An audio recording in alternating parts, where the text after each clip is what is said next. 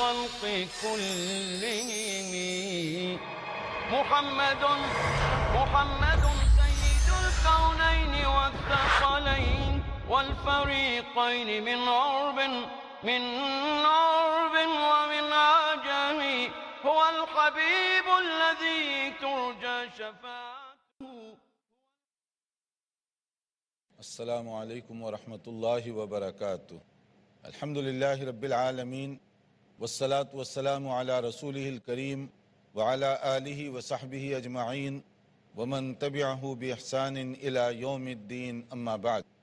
محترم بھائیوں اور بہنوں، جو ہمارا پچھلا لیکچر تھا جنازے کے حوالے سے اور اس کے متعلقات کہ اگر آدمی کی وفات ہو جائے تو شرع اور سنت کے مطابق تجہیز و تکفین، غسل، نماز جنازہ وغیرہ اس کا کیسے اہتمام کیا جائے، کیونکہ عام طور پر دیکھا گیا کہ ہم مختلف علاقوں کی تہذیب اور وہاں کے کلچر کی وجہ سے شریعت کو کم سمجھتے ہیں یا اس پر عمل نہیں کرتے. آپ دیکھیں گے سنت پر عمل کریں گے تو ہر جگہ خیر، برکت اور سعادت ہوگی، اور سنت کو چھوڑ دیں گے تو ہر جگہ اس کی وجہ سے آزمائش، مشکلات اور پریشانیاں ہوں گی.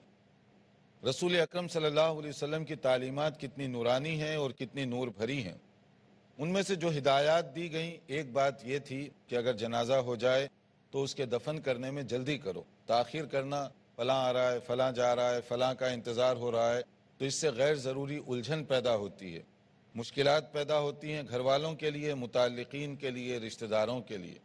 مان لیجئے کہ کوئی آدمی صرف 3 دن کا کام آف کر آ رہا ہے اور 3 دن تک نماز جنازہ نہ ہو تو پھر وہ کام پر بھی نہیں جا سکتا، جنازہ بھی نہیں مل رہا ہے اس کو، ایک عجیب و غریب کشمکش میں مبتلا ہو جائے گا. اسی طرح سے بعض اوقات بچوں کے لیے مسائل ہوتے ہیں، آنے جانے والوں کی کثرت کی وجہ سے گھر والوں کے لیے بڑے مسائل پیدا ہوتے ہیں. شرعی تعلیمات یہ ہیں کہ اگر کسی کا انتقال ہو جائے تو جلدی سے جلدی اس کی تدفین کریں تاکہ سارے لوگ بیک ٹو نارمل اپنے اپنے کام میں لگ سکیں. اور اس میں یہ بھی بات بتائی گئی کہ غسل وغیرہ کے لیے گھر والے جو ہیں سب سے زیادہ مناسب ہوتے ہیں، جن کا تعلق ہے، جن کی رشتہ داری ہے. اور اگر آپ باہر سے کوئی آدمی لائیں بھی معاون کے طور پر، اس سے مشورہ کریں، مگر کام آپ لوگ کریں. جو اس کے متعلقین ہیں، یعنی بھائی ہیں، اس کے بیٹے ہیں، یا خاتون ہو تو اس کی بیٹیاں ہیں، تو یہ جس درد کے ساتھ، جس شفقت اور محبت کے ساتھ نہلا سکتے ہیں، باڈی کو صاف ستھرا کر سکتے ہیں، دوسرے باہر سے آنے والے وہ نہیں کر سکتے. پھر اس میں امانت داری بھی ضروری ہے. جس آدمی کو یہ ذمہ داری دیں، ہر غیرے غیرے کو اندر جانے نہ دیں غسل کے موقع پر. اس میں صرف وہ لوگ جو امانت دار ہوں انہی کو اندر جانے کا موقع دیا جائے. اور اس میں ایک چیز کفن کے بارے میں یہ بھی بتائی گئی کہ سفید ہونا چاہیے، اور اس کے اندر افراط اور تفریط سے بچتے ہوئے درمیانی انداز، نہ بہت ایکسپینسو کپڑا ہو کیونکہ اس کو اب آپ دفن کر رہے ہیں، اور نہ ایسا ہو کہ وہ بدن پہ رکھا بھی نہ جا سکے، درمیانی انداز کا کپڑا ہو. پھر نماز جنازہ کا بھی مسئلہ اسی طرح کا ہے کہ نماز جنازہ بہت اطمینان کے ساتھ سفر آخرت پر روانہ کرنے کے لیے سب سے اہم ذریعہ ہے. اس کو اطمینان کے ساتھ ادا کریں تاکہ دعائے مغفرت وغیرہ صحیح اہتمام کے ساتھ پڑھ سکیں، جیسے کہ نبی کریم صلی اللہ علیہ وسلم کا طریقہ تھا، جس کا اس سے پہلے لیکچر میں بہت تفصیل کے ساتھ ذکر ہو چکا ہے. ان دعاؤں کو ہم یاد رکھیں، ان دعاؤں کو پڑھیں. نماز جنازہ نہ خانہ پوری کی نماز ہے، نہ تبرک کی ہے، یہ اس کو آخرت کے سفر پر روانہ کرنے کے لیے سب سے بڑا ذریعہ ہے دعائے مغفرت کا. یہ موقع ہے جہاں مانگنا چاہیے، اور یہ سفر آخرت پر روانہ کریں تو سنت کی جتنی پیروی کریں گے ثواب ہوگا، فضیلت ہوگی، برکت ہوگی. ورنہ آخری موقع پر اگر کوئی کام آپ کی طرف سے غلط ہو گیا، خلاف سنت، کوئی بدعت ہو گئی، کوئی کچھ ہو گیا، کون اس کا خمیازہ بھگتے گا؟ کس طرح آپ اپنی آخرت کو خراب کر رہے ہیں. اس لیے وہاں پر وہ لوگ جو پڑھے لکھے ہیں، وہ لوگ جو سنت کے مطابق کام کرنا چاہتے ہیں، ان کو آگے بڑھنا چاہیے، انہی کو اس کا اہتمام خصوصاً کرنا چاہیے. اور جو محلے والے ہیں، دوست احباب ہیں، وہ نماز جنازہ میں شرکت کریں، کیونکہ ایک مومن کا دوسرے مومن کے ساتھ یہ تعلق ہے، حق ہے، یہ اس کی ذمہ داری ہے، اور اس کا ثواب بھی ہے. ثواب کا جیسے پچھلے تذکرہ ہوا تھا کہ اگر کوئی آدمی صرف نماز جنازہ پڑھ لیتا ہے تو اس کو کم سے کم 1 پہاڑ کے برابر ثواب ملے گا، اور اگر کوئی جنازے کے بعد تدفین تک ساتھ رہے تو 2 پہاڑوں کے برابر ثواب لے کر واپس آئے گا.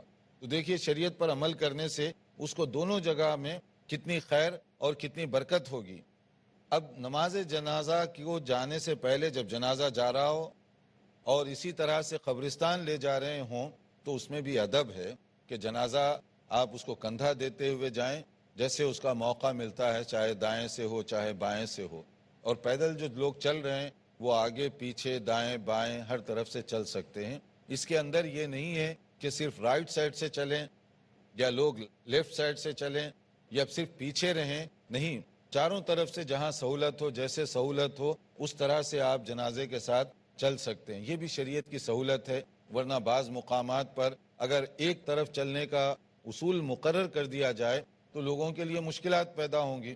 جیسے دیکھیے حدیث میں جو بات کہی گئی کہ نبی کریم صلی اللہ علیہ وسلم اور صحابہ کیسے کرتے تھے، تو انہ رأى النبی صلی اللہ علیہ وسلم و ابا بکر و عمر یمشون امام الجنازتی، کہ نبی کریم صلی اللہ علیہ وسلم اور حضرت ابو بکر اور حضرت عمر کو دیکھا گیا کہ جنازے کے ساتھ آگے آگے چل رہے ہیں۔ تو آگے چلنا، پیچھے چلنا، دائیں بائیں، جیسے سہولت ہو، یہ ہر طرح سے درست اور ہر طرح سے مناسب ہے۔ اب یہاں ایک مسئلہ پیدا ہوتا ہے کہ کیا خواتین بھی جا سکتی ہیں جنازے کے لیے، جنازے کے ساتھ؟ ایک بڑا مسئلہ ہے، کیا کیا جائے گا؟ تو یہاں پر بھی سنت ہمارے سامنے ہے کہ عموماً جنازے کے ساتھ خواتین کو قبرستان جانے سے منع کر دیا گیا، صرف مرد حضرات جائیں گے وہاں پر۔ اس کی مختلف حکمت اور مصلحتیں ہیں۔ ایک اس کے اندر حکمت جو سمجھ میں آتی ہے، سب سے پہلا تو اصول وہی ہے جو ہر جگہ چل رہا ہے کہ شریعت کا جو حکم ہے ریزننگ کے بغیر سب سے پہلے اس کو قبول کرنے کا جذبہ ہو۔ کوئی چیز کنفرم ہوگی صحیح حدیث کے ساتھ یا قرآن مجید کے ساتھ، قبول کر لیجیے، اور اس کے بعد اس کے اسباب پر نظر ڈالیے۔ شریعت میں کوئی حکم مصلحت کے بغیر نہیں دیا گیا، کوئی ایسا کام نہیں ہے جو دیا گیا اس میں کوئی سبب نہ ہو، حکمت نہ ہو۔ یہ ممکن ہے کہ وہ حکمت ہمیں فوری سمجھ میں آئے یا اس میں ٹائم لگ جائے، لیکن اللہ تعالیٰ کا دین بے مقصد نہیں بنایا گیا، اس کے اندر کوئی نہ کوئی حکمت ہوتی ہے۔ اب یہاں خواتین کو اس موقع پر منع کیا گیا، جیسے حضرت ام عطیہ رضی اللہ تعالیٰ عنہ بیان فرما رہی ہیں، کہتی ہیں نہینا عن اتباع الجنائز ولم یعزم علینا، بخاری اور مسلم کی یہ حدیث ہے کہ جنرلی ہمیں منع کر دیا گیا کہ جنازوں کے ساتھ نہ چلیں، مگر یہ جو منع کرنے کا انداز ہے یہ اتنا پاورفل طریقے سے نہیں ہے۔ مطلب کیا ہے؟ نرم زبان میں منع کیا گیا، یعنی اگر کوئی چلی جائے تو اس کو اسٹرانگ طریقے سے روکا نہیں جائے گا، بلکہ نہ جانا اس کے لیے زیادہ بہتر ہے، جنازے کے ساتھ خاص طور پر۔ اور اگر کوئی جنرلی قبرستان کی وزٹ کرنا چاہے خاتون عورت تو کیا جا سکتی ہے یا نہیں جا سکتی؟ پہلا حکم یہ تھا کہ نہ جائیں، لیکن اس کے بعد ہلکی سی جو اجازت دی گئی، نبی کریم صلی اللہ علیہ وسلم کا جو وہ ارشاد ہے کنت نہیتکم عن زیارت القبور فزوروها، کہ قبرستان کی زیارت سے پہلے منع کر دیا گیا، بعد میں کہا گیا کہ اب تم زیارت کر سکتے ہو۔ جو اجازت دی گئی اس میں جو لفظ آپ نے استعمال کیا یہ دونوں کے لیے اپلائی ہوتا ہے، مرد کے لیے بھی اور عورت کے لیے بھی۔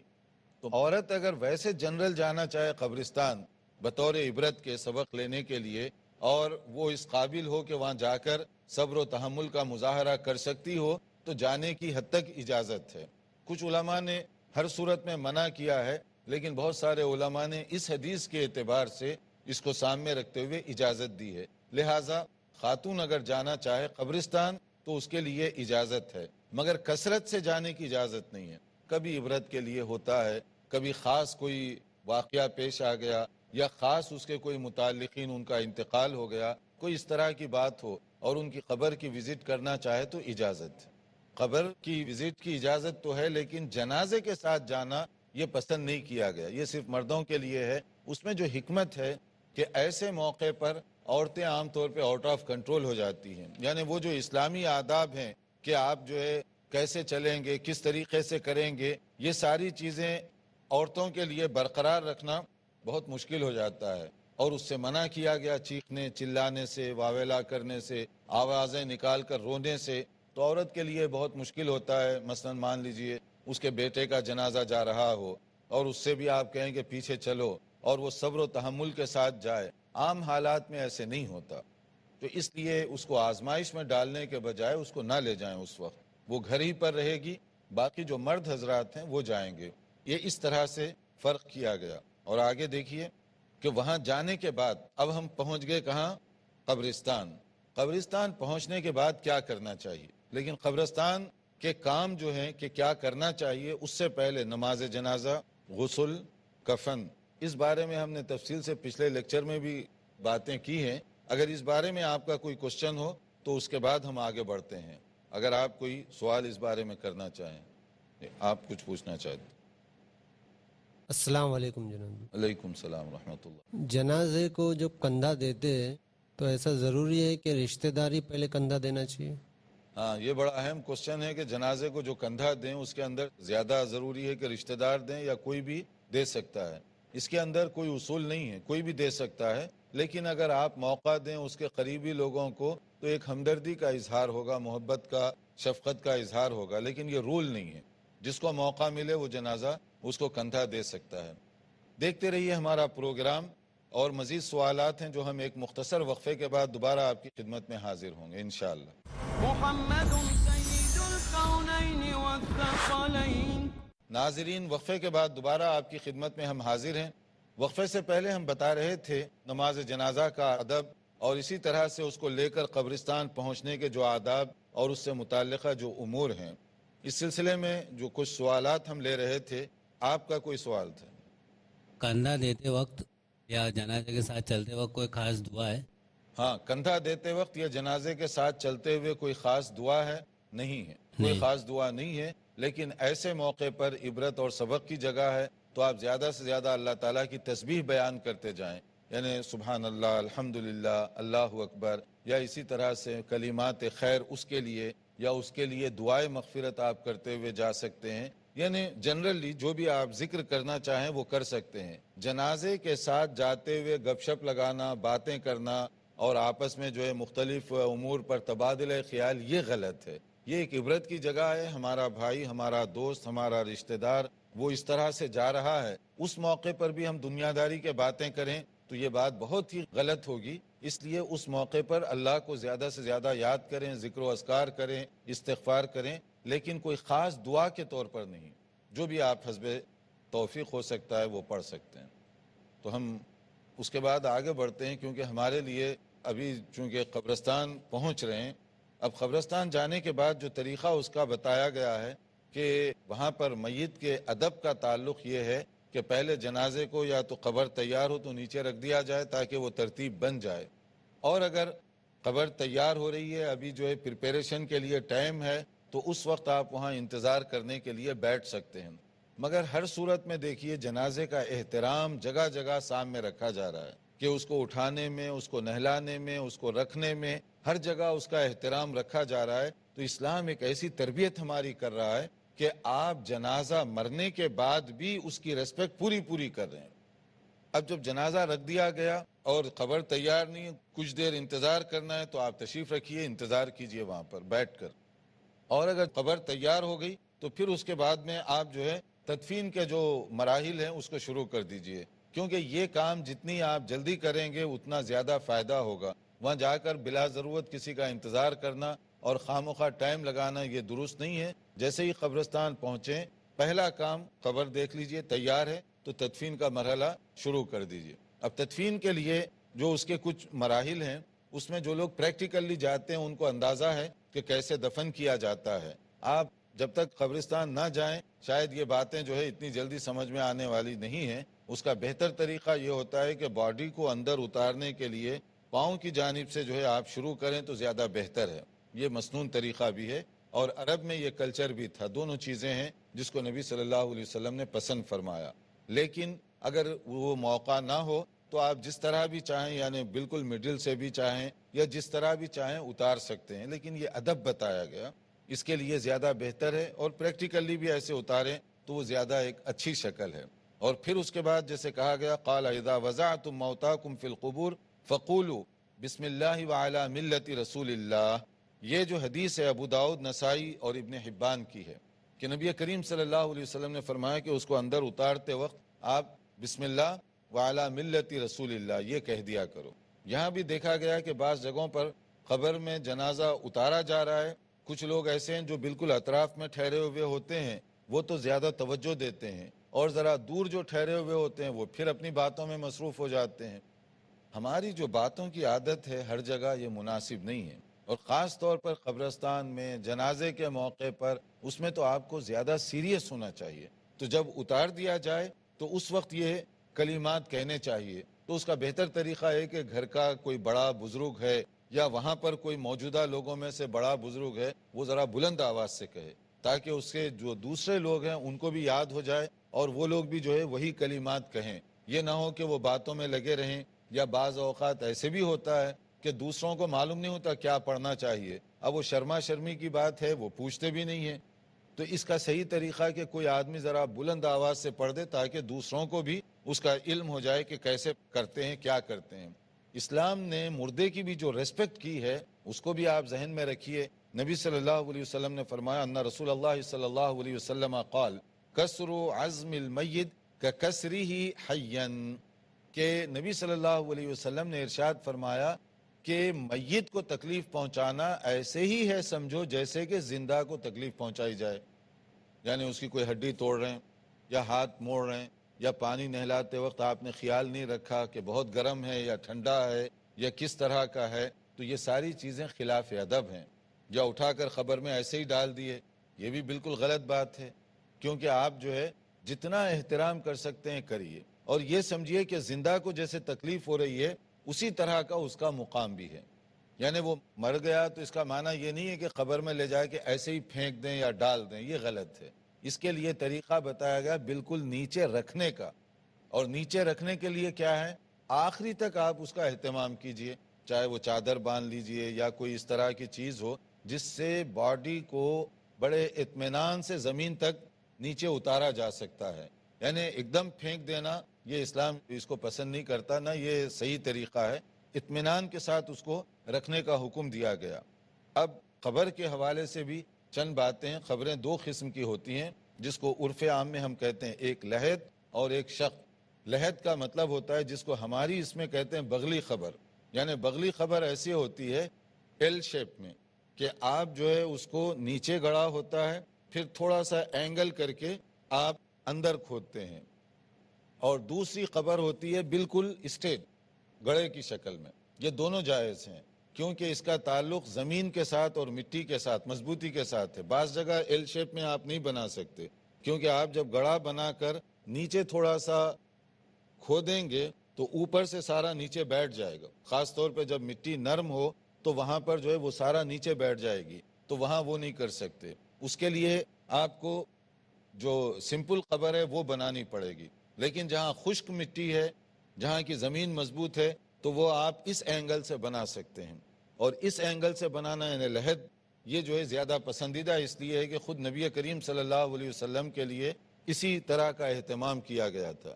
اس میں دوسرا ایک فائدہ یہ ہوتا ہے کہ جب آپ مٹی ڈالتے ہیں تو مٹی براہ راست باڈی پہ نہیں پڑتی، کیونکہ آپ نے ایل شیپ دیا ہوا ہے، تو وہ باڈی وہاں پر آپ رکھ کر پھر وہ گڑھے کو بند کر رہے ہیں، تو اس میں اس کے لیے زیادہ تعظیم کا، ریسپیکٹ کا زیادہ پہلو نکلتا ہے۔ لیکن ان سب چیزوں کا تعلق زمین کے ساتھ اور قبر کے ساتھ ہے۔ اس مسئلے میں ایک اور بھی ہم گزارش کریں گے کہ بعض جگہوں پر یورپ وغیرہ میں قبروں کے مسئلے میں جو ہے بڑی گڑبڑ ہوتی ہے۔ بڑی گڑبڑ اس طرح کہ کبھی کبھی ایسے وہاں پوچھا جاتا ہے کہ یہ جو ہے آپ کو کون سی قبر چاہیے، کئی طرح کی قبریں انٹروڈیوس کروائی گئی ہیں۔ ایک قبر سمپل سیدھی ایسے ہی ہے، اور ایک قبر ایسی ہے جو بالکل پراپر بلڈ بنائی ہوئی ہے، سیمنٹ سے، گچی سے، اور اس کے ساتھ جیسے پورا بلاک بنایا گیا ہے، لیکن وہ ہے ٹب کی شکل میں، ہاؤس جیسے ہوتا ہے اس طرح کی۔ اب اس میں اوپر کا جو حصہ ہے تھوڑا سا خالی رکھا جاتا ہے، جیسے ڈھکن کی جگہ ہوتی ہے، کور کی جگہ۔ اب اس میں یہ ہے کہ میت کو اس میں رکھ دیے، وہ جو پورا ٹب بنا ہوا ہے، اور اس میں میت کو رکھنے کے بعد اوپر جو ہے اس کا جو ڈھکنا بنا ہوا ہے وہ ڈھانک دیا جاتا ہے، اور اس ڈھکنے کے اوپر تھوڑی سی مٹی ڈالی جاتی ہے بعض جگہوں پر۔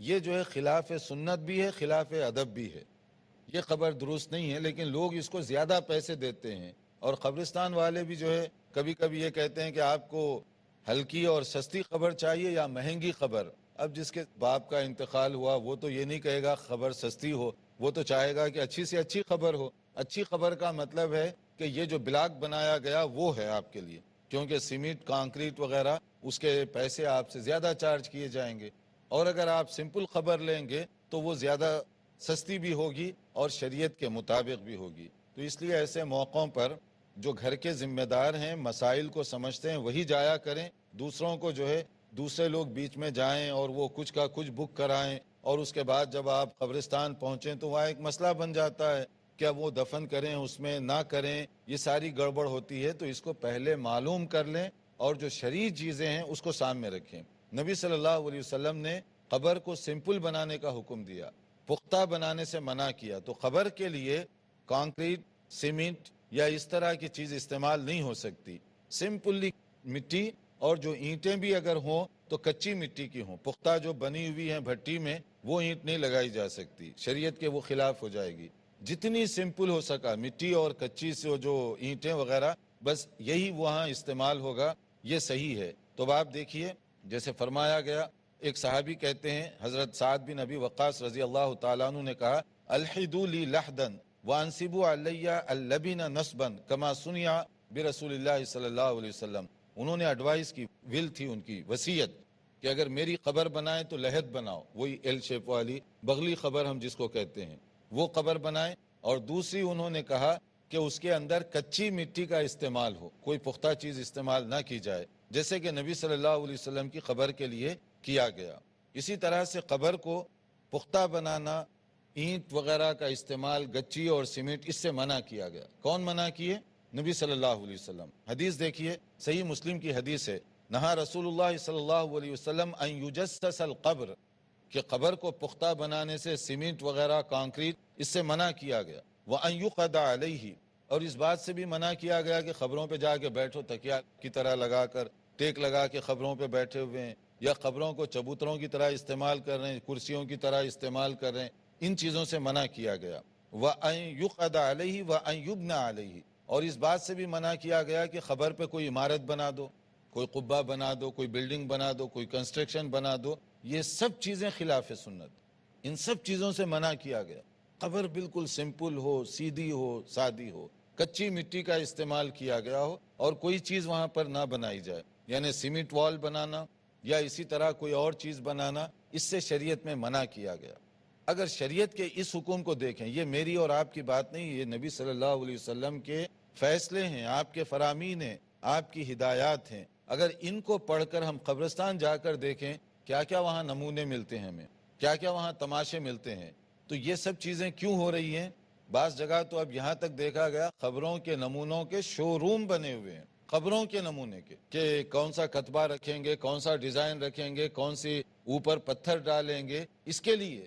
یہ عجیب و غریب بات ہوگی کہ اس کو کمرشل انداز سے اس طرح سے غلط رخ دینے کی کوشش کی جا رہی ہے۔ تو ہمیں چاہیے کہ قبر بھی بنے تو سنت کے مطابق، صحیح قبر جو نبی صلی اللہ علیہ وسلم کی ہدایات کے مطابق ہے۔ تو تدفین تو ہو گئی، تدفین کے بعد مٹی ڈالنے وغیرہ کے جو مراحل ہیں، اور اس کے بعد کیا کرنا چاہیے، یہ ہم اگلے لیکچر میں بیان کریں گے انشاءاللہ تعالی۔ دیکھتے رہیے ہمارا پروگرام۔ آئندہ ہم اپنے لیکچر میں تدفین کے بعد کے جو مراحل ہیں اس کے ساتھ حاضر ہوں گے انشاءاللہ تعالی۔ والسلام علیکم ورحمۃ اللہ وبرکاتہ۔ مولاي صل وسلم دائما أبدا على حبيبك خير الخلق كلهم محمد سيد الكونين والثقلين والفريقين من عرب ومن عجم، هو الحبيب الذي ترجى شفاعته، هو الحبيب الذي ترجى شفاعته بكل هول من الأهوال مقتحم. مولاي صل وسلم دائما